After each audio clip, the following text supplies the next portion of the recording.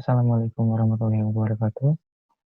Perkenalkan nama saya Muhammad Rizky Ramadan, NPM 10070316697, dari Fakultas Teknik Perencanaan Wilayah dan Kota.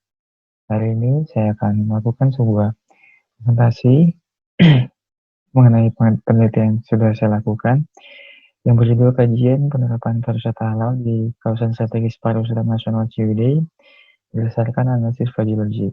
Mari kita mulai pemaparannya. Yang pertama, kita masuk pada bab pendahuluan. Di dalam bab pendahuluan ini terdapat 3 poin besar yang akan saya sampaikan. Yang pertama, kita masuk ke dalam latar belakang. Dalam latar belakang ini, yang pertama, Indonesia sebagai negara tujuan wisata halal peringkat kedua setelah Malaysia menurut GMT 2019. Yang kedua, Ciwidey sebagai destinasi wisata halal unggulan Bandung Raya menurut Kemenparekraf 2019.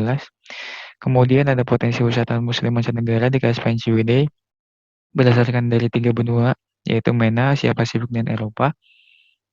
Selanjutnya ada konsep pengembangan pariwisata halal di Indonesia yang menekankan pada amar ma'ruf. Selanjutnya ada penunjukan 3 destinasi untuk dikembangkan sebagai wisata halal di KSPN Ciwidey, yaitu Pedaran Caupas, Kawah Putih, dan Situ Patenggang. Dan yang terakhir, ada upaya pemerintah daerah Kabupaten Bandung dalam penerapan pariwisata halal, yaitu berupa naskah akademik dan beberapa kegiatan sosialisasi pada pengelola destinasi wisata. Selanjutnya kita akan masuk kepada tujuan penelitian. Tujuan dari penelitian saya yaitu untuk mengetahui kesiapan amanitas dan aksesibilitas pariwisata halal di KSPN Ciwidey. Dengan menggunakan metode pendekatan kuantitatif, yaitu pendekatan penelitian yang menekankan pada analisis data-data numerik dengan dua sumber data, yaitu data primer berupa observasi, kuesioner, dan wawancara, dan juga data sekunder berupa survei instasional. Teknik dan waktu pengambilan data. Yang pertama, kuesioner.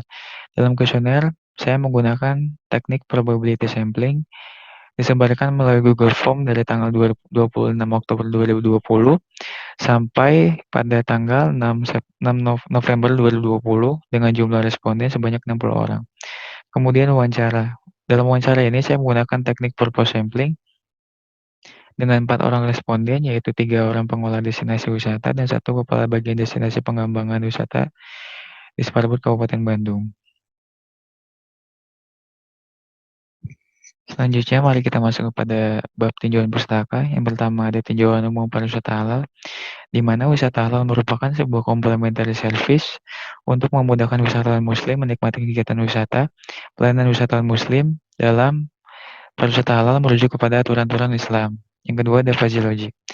Logika fuzzy merupakan metodologi sistem kontrol pemecahan masalah untuk diimplementasikan pada berbagai sistem. Ada beberapa hal yang perlu diketahui dalam memahami sistem fuzzy. Yang pertama ada variabel fuzzy, yang kedua ada himpunan fuzzy, dan yang ketiga ada domain himpunan fuzzy. Dalam fuzzy logic terdapat 3 mazhab, yaitu pertama ada mazhab Hamdani, mazhab Sugeno, dan Sukamoto.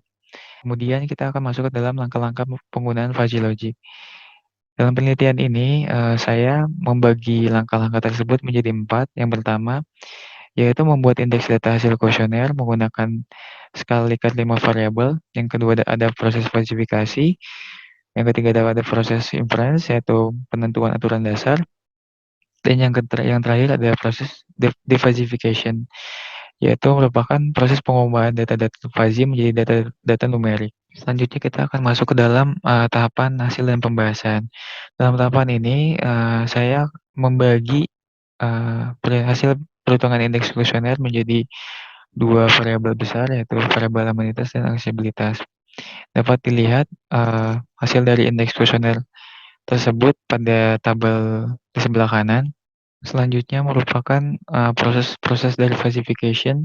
Dalam proses fuzzifikasi ini, saya membaginya menjadi 2 variabel besar, yaitu ada variabel amanitas dan variabel aksesibilitas. Dalam variabel amanitas, variabel inputnya itu terdapat 3, yaitu ada destinasi dan perhotelan, ada variabel restoran, biro perjalanan jasa.